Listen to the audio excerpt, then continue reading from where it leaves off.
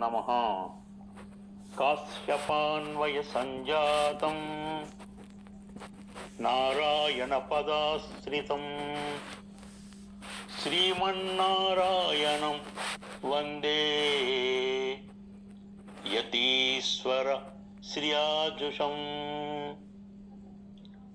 శ్రీమాధవాంఘ్రిజలజద్వయ నిత్య సేవా ప్రేమా విలాసయ పరాంకుశ పాదభక్తం కామాదిదోషహరమాత్మ పదాశ్రితానాం రామానుజం యతిపతిం ప్రణమామి మూర్ధ్నా.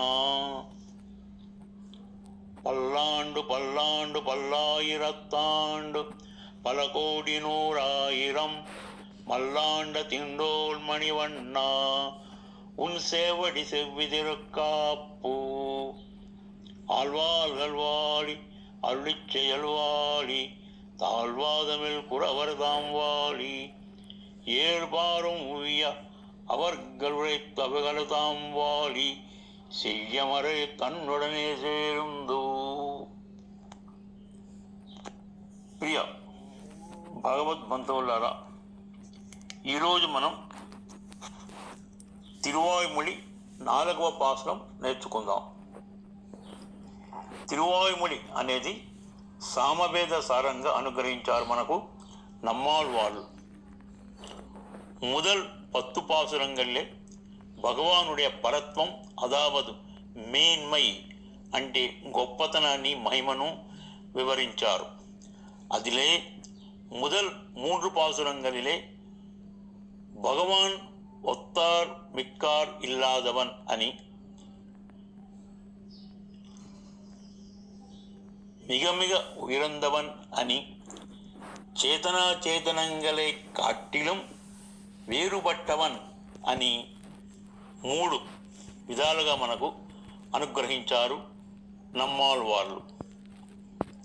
அடுத்தபடியாக 4ஆம் பாசுரத்திலே సకల వస్తు స్వరూపం, వాటి స్వభావం భగవానుడే, ఆ శ్రీమన్నారాయణుడే అని మనకు అనుగ్రహించారు நம்மாழ்வார்கள்.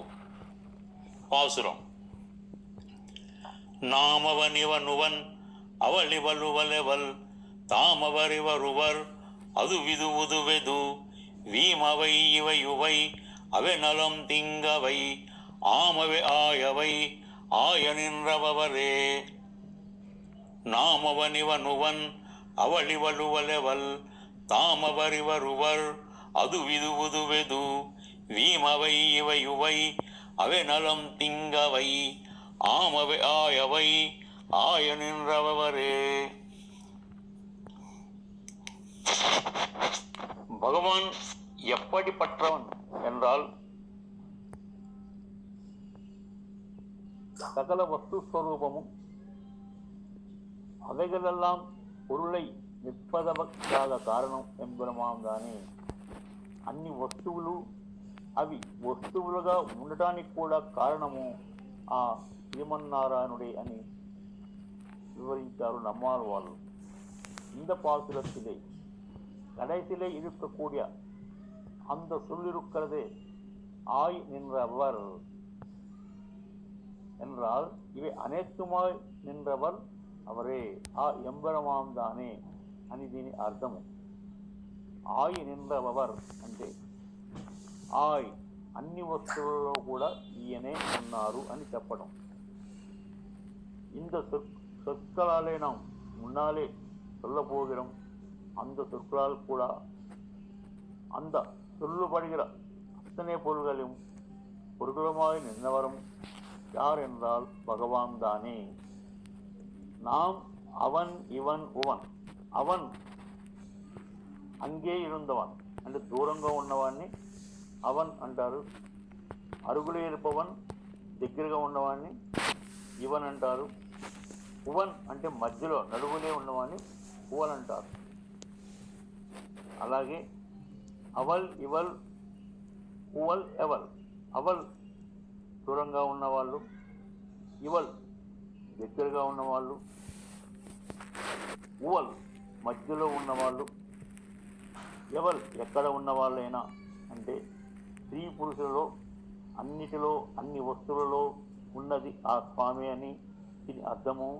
ఇది ఒక తత్వరూపము. నామవ నివనువన్ అవలివల్ ఉవలెవల్ కామవ రివరువల్ అదు విదు ఉదువెదు వీమవై ఇవయువై అవెనలం తీంగవై. ఈమవై అంటే అచేతనాలు.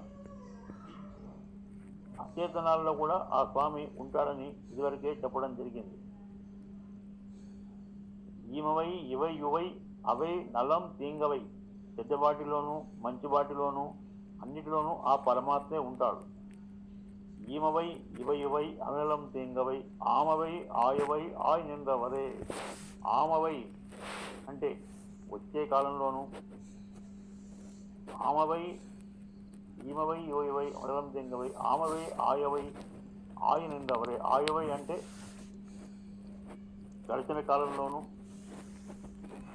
చెప్పారు కాబట్టి నిగల్ కాలం అంటే వర్తమాన కాలంలో కూడా ఆ నారాయణుడే.